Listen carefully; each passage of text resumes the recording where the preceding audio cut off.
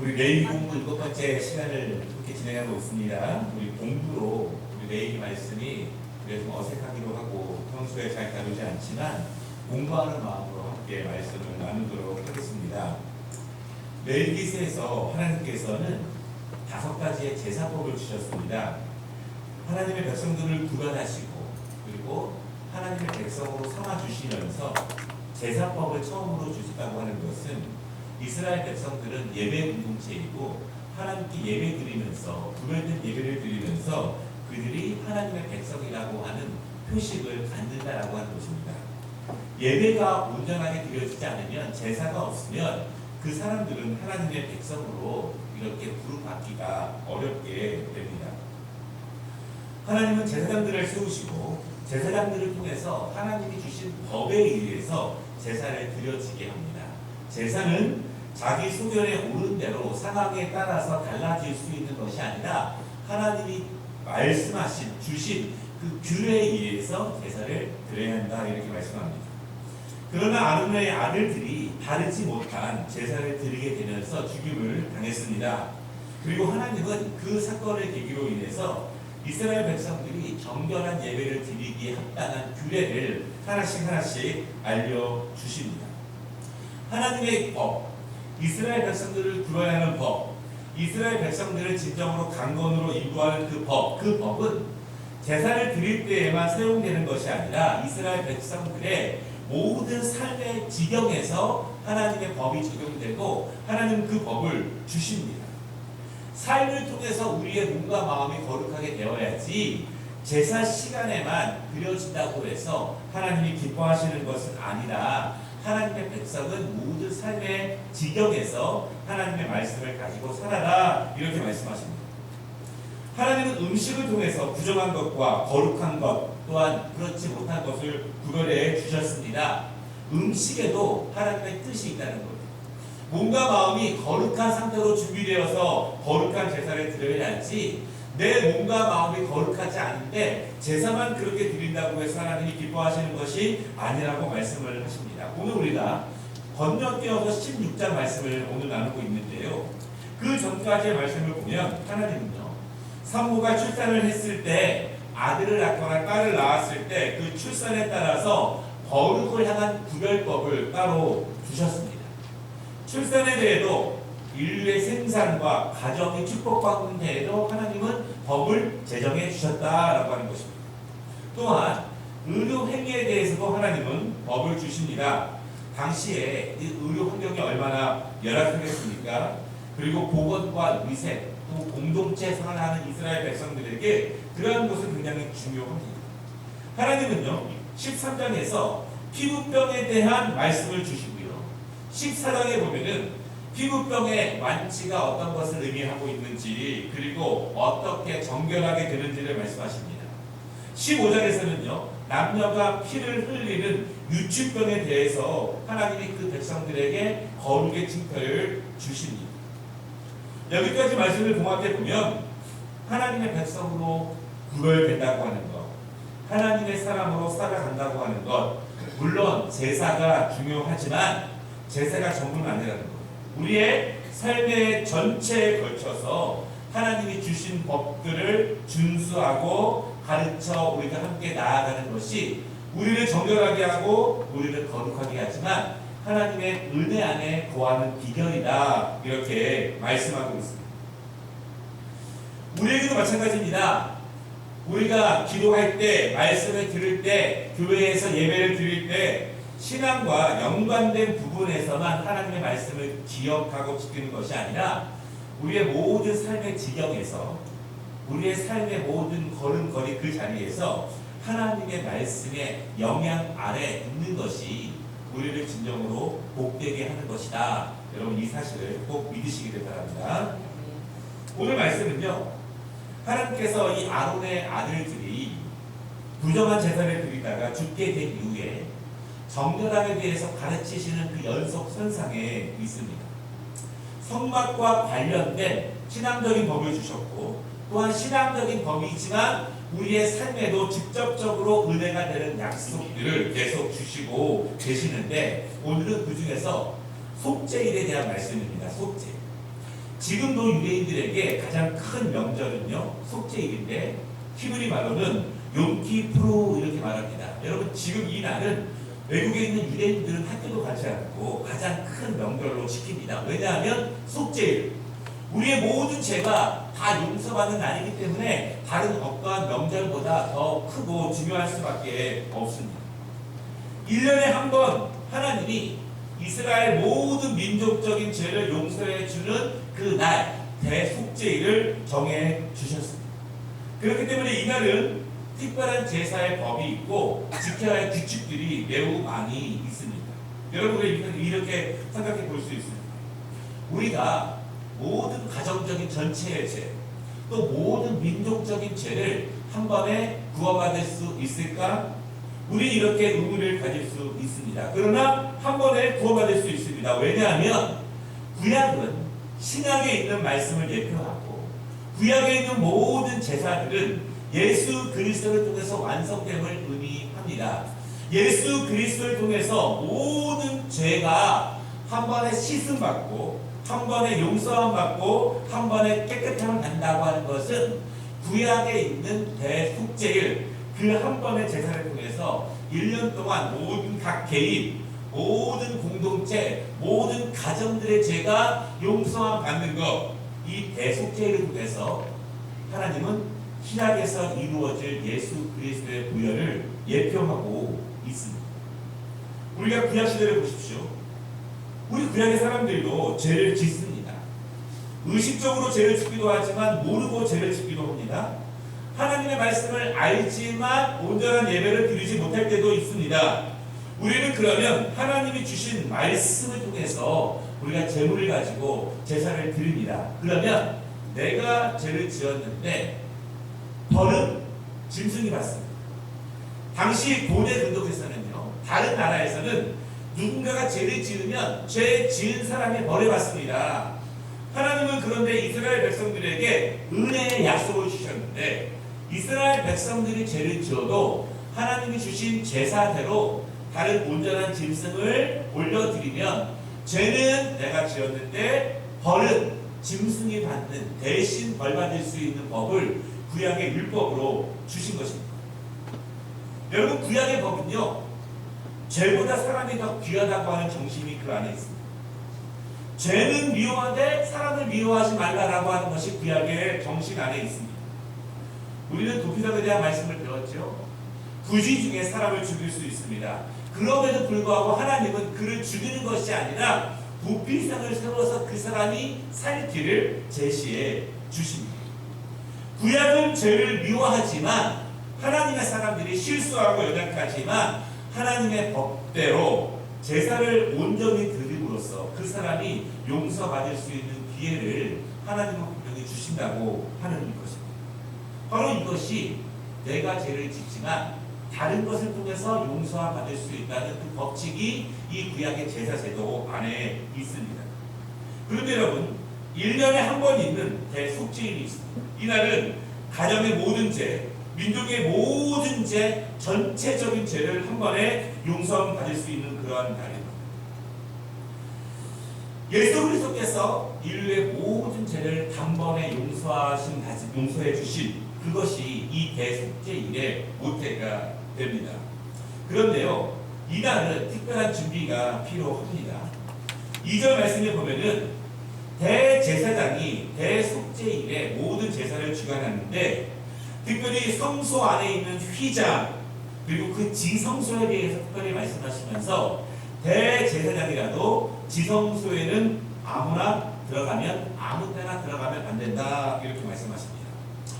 혹시 그 전체 성소 사진 한번 보여주시겠습니까? 예. 네, 성소의 사진. 예, 그 사진. 하나님의 성막은 좀 구별이 되어 있는데요. 이제 성소와 지성소로 구별이 되어 있습니다. 성소에서는 모든 제사장들이 제사를 드릴 준비를 하고 하나님께 예배를 드리는 모습이 있지만 그 안에 지성소에서는 대제사장만 그 안에 들어가면서 거기서 대속죄일의 제사를 드립니다. 우리 성소와 지성소의 휘장 사진 한번 보여주십시오. 예. 저 사진 안에 보면은요, 성소 안에는 성소와 지성소로 구분이 되어 있습니다. 그런데 그 성소와 지성소는 휘장으로 중간에 갈라져 있습니다. 그리고 대제사장도 그 지성소 안에는 아무 데나 들어갈 수 없고 하나님께서 지정하신 그날 대속죄일 안에만 들어가게 됩니다. 여러분, 저 휘장 안에를 보십시오. 저 안에 무엇이 있냐면 여호와의 언약궤가, 법궤가 그 안에 있습니다. 법궤는 하나님의 임재를 상징합니다. 그리고 우리가 지금 엘리야 기도회 때 이제 언약궤에 대해서 말씀을 배웠는데, 하나님의 언약궤는 하나님의 상징을 나타내기 때문에 하나님의 말씀대로 그 언약궤를 모시지 않으면 모든 사람들이 죽임을 당하는 그런 일들을 우리가 보게 되었습니다. 여러분, 그런데 저 언약궤, 법궤 안에 있는 그 법궤를 덮고 있는 속죄소가 너무나 중요합니다. 한번 속죄소 사진, 여러분 사진을 보시면 저것이 여호와의 법궤에 대한 그림이고요. 그 뚜껑이 있는데요. 뚜껑에 무늬가 있지 않습니까? 그 언약궤를 덮고 있는 저 뚜껑을 속죄소 이렇게 말합니다. 그리고 그것은 대제사장이 1년에 한 번 대속죄일에만 들어가서 저 언약궤를 통해서 제사를 드리게 되는데, 저 뚜껑의 이름이 속죄소 이것입니다. 뚜껑을 의미하는 속죄소입니다.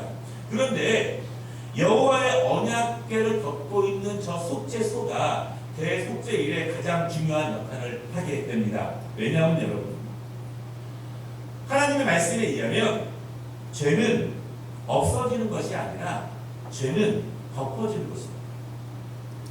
주님의 의로움으로 죄는 덮어지는 것이다 라고 하는 진리를 우리에게 알려주십니다. 아무리 더럽고 흉한 것이 있지만 덮이면 보여지지 않습니다.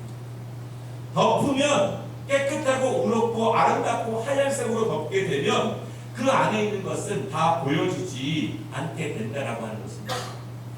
우리가 하나님 앞에 회개를 합니다. 우리가 죄를 짓습니다. 또한 눈물을 흘리고 결단하면서 용서해달라고 기도합니다. 그런데 기도하고 나도 우리의 마음이 조금 불안할 때가 있어요. 왜냐하면 가톨릭처럼 교회 성사를 통해서 신부님이 당신의 죄가 용서함 받았습니다. 저기 가서 청소를 이틀 동안 하십시오. 이렇게 분명하게 말하는 죄의 대가를 치르고서 우리의 죄가 용서함 받는다면 우리의 마음으로는 조금 나올 수 있는데, 우리는 아무리 회개 기도를 해도 내 죄가 용서받았는지 받지 못했는지에 대한 의심이 있어요. 왜냐하면 회개 기도를 했지만 하나님이 용서해 주신다고 말씀을 하셨지만 죄의 습성들과 연약간의 습성들이 우리 안에 그대로 있기 때문에 우리는 자기 스스로를 더욱더 믿지 못하게 됩니다. 내 본성들, 내가 연약하고 잘못하고 하나님의 말씀대로 지키지 못하는 것이 내가 회개 기도를 했지만 내 안에 그대로 남아있기 때문에 우리는 용서함 받은지 그렇지 못한지에 대한 불확실함이 우리 안에 늘 있는 것입니다. 여러분, 분명한 것은요, 성경은 우리의 죄가 없어졌습니다 이렇게 말하지는 않습니다. 구약에서의 속죄의 의미는 하나님께서 우리의 죄를 덮어주시는 것입니다.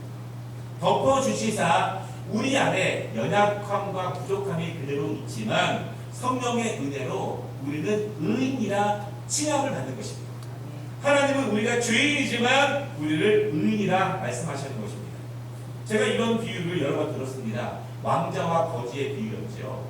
어느 날 한 사람이 태어났는데 왕자로 태어났습니다. 그런데 동시간 거지 마을에도 한 사람이 태어났습니다.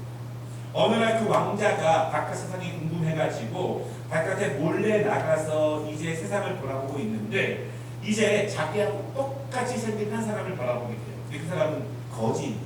그래서 그 왕자가 세상을 더욱더 경험하고 싶어서 그 거지에게 왕자의 옷을 입혀서 왕궁으로 들여보냅니다. 그러면 그 거지가 왕자의 옷을 입고 왕궁으로 돌아왔습니다. 사람들이 그에게 왕자님이라고 말하는 거예요. 그런데 이상한 것이 있어요. 분명히 왕자의 옷을 입어서 사람들은 그에게 왕자님이라고 말하는데 하는 모습이 거지 모습입니다. 하는 모습이 여전히 더럽습니다. 지적을 합니다. 자기 마음대로 합니다. 사람들은 이상하지만 왕자의 옷을 입었기 때문에 왕자님이라고 불러줍니다. 우리의 죄가 하나님 앞에서 용서함 받는다는 의미는 하나님께서 우리에게 아들의, 딸의 옷을 입혀주신다는 것을 의미하는 거예요. 우리는 하나님 나라 가는 그날까지 우리는 죄성에 대해서 완전해지지 못합니다. 우리는 주님을 닮아가면서 스스로 정결함을 힘입으려고 노력하고 나아가지만 우리의 죄의 습성들은 우리 안에 온전하게 있습니다. 그러나 우리가 믿어야 될 것은 하나님께서 우리에게 거룩의 옷을 입혀주시사 우리는 죄인이지만 죄인인 것을 알지만 죄의 습성이 내 안에 있는 것을 알지만 하나님은 우리를 죄인이라 말하지 않냐고 우리를 의인이라 말하시고 우리를 아들이라 말하신다고 하는 것입니다. 여러분, 우리 안에 죄의 모습들이 여전히 있고 연약함이 여전히 있습니다. 그것을 우리가 부인할 수는 없습니다. 그러나 하나님은 그 위에 거룩의 옷으로 입혀주시사 우리의 모든 죄를 이미 용서해 주셨고 우리를 하나님의 자녀로 삼아주셨다는 사실을 분명히 믿으시기를 바랍니다. 그래서 대속죄일의 은혜가 중요한 것입니다. 대속죄일의 의미는 우리의 육신적인 이해로 우리가 판단하는 것이 아니라 하나님의 영적인 은혜로 우리가 그렇게 믿고 판단하는 것입니다. 대속죄일에는요 준비해야 될 내용들이 많은데 그 내용들이 3절에서 5절까지에 나옵니다. 수소 한 가지 한 마리를 준비해야 되고 수장 한 마리를 준비해야 합니다. 그리고 세마포 속옷과 세마포 속바지와 세마포 띠와 세마포 관이 필요합니다. 여러분, 그런데 이 지성소 안에는 누가 들어가냐면은 대제사장이 들어가는데 평소에는 화려한 옷을 입고 모든 제사를 집례하지만 대속죄일에는요 세마포로 만든 가장 겸손한 옷을 입고 그리고 대제사장이 수송아지와 순양을 준비해서 대속죄일에 제사를 준비합니다. 왜냐하면 대제사장도 하나님 앞에서는요 한 명의 죄인에 불과하다는 것입니다. 대제사장도 그 백성들의 죄를 위해서 제사를 주관하는 사람이지만 대속죄일에는 스스로도 하나님의 은혜와 하나님의 구원이 필요하다는 존재라는 것을 인정하면서 가장 겸손한 옷을 입고 완전하게 목욕을 하고 스스로 예물을 준비해서 백성을 대표해서 하나님 앞으로 나아가는 것이 이 대속죄일에 굉장히 중요합니다.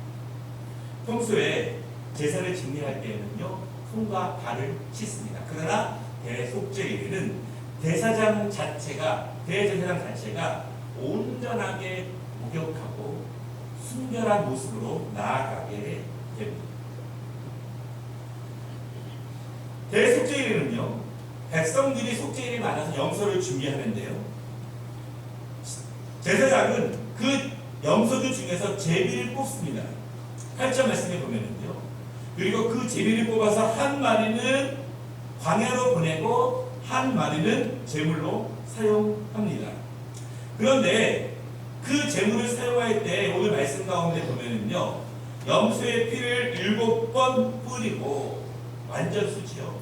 그리고 그 염소의 머리에 안수하여서 한 마리는 광야로 멀리 보냅니다. 제비 뽑아서 성도들이 준비해온 염소들 가운데 제비를 뽑아서 2마리를 뽑아서 한 마리는 온전히 잡아서 그 피를 7번 뿌리면서 정결의식을 취하고 한 마리는 기도하고 안수한 이후에 멀리 밖으로 광야로 보냅니다. 그것은 어떤 의미이냐면 우리의 죄가 이제 하나님의 은혜로 멀리 사라졌습니다 라고 하는 것을 의미하게 됩니다. 오늘 말씀의 결론입니다. 우리는 죄 용서에 대해서 의문을 가질 때가 많이 있습니다. 왜 내가 죄를 지었는데 짐승이 대신 용서받을 수 있는가? 왜 내가 죄를 지었는데 대속죄일에 제사장의 제사를 통해서 우리 모두가 용서받을 수 있는 것입니다. 왜 내가 죄를 지었는데 예수님이 죽으심으로 우리가 구원받을 수 있는 것인가? 여러분, 만약에 이것이 아니라면 우리는 죄를 지은 만큼 형벌을 받아야겠고 죄를 지은 만큼 대가를 치러야 합니다. 그렇다면 우리는 하나님 앞에서 완성된 사람은 의인인 사람은 아무도 없게 됩니다. 왜 내가 죄를 지었는데 다른 짐승이 대신 죄값을 받아야 되느냐? 이것은 우리 인간적인 생각입니다. 우리의 이성적인 판단입니다. 우리의 세상적인 계산적인 세법이에요. 그렇지 않습니까? 그러나 하나님은 세상적인 방법, 일반적인 방법으로 우리를 판단하시고 우리를 구원하시는 것이 아니라 영적인 판단, 그리고 하나님의 뜻, 하늘의 뜻, 우리의 모든 것을 초월하시는 하나님의 방법으로 우리의 죄를 미워하시되 우리의 영혼, 우리의 백성들을 사랑하시기 때문에 죄인된 우리에게 의인으로 거듭날 수 있는 여러 번의 속죄받을 수 있는 기회를 우리에게 주신다라고 하는 것입니다. 여러분, 이것이 큰 의미 믿으십니까? 큰 의미. 우리는 세상의 법칙대로 내가 죄를 짓지만 내가 심판받는 것이 아니라 하나님은 우리를 사랑하시기 때문에 예수 그리스도를 주시기까지 우리를 구원하실 수 있는 은혜를 주셨습니다. 그것이 구약의 가르침이고 대속죄의 가르침입니다. 우리가 이 한 주간도 여러분 당당하게 예수 그리스도의 자녀로서 의인으로서 또한 주님을 더욱더 닮아갈 수 있는 능력의 한 주가 되시기를 주님의 이름으로 축원합니다. 기도하겠습니다.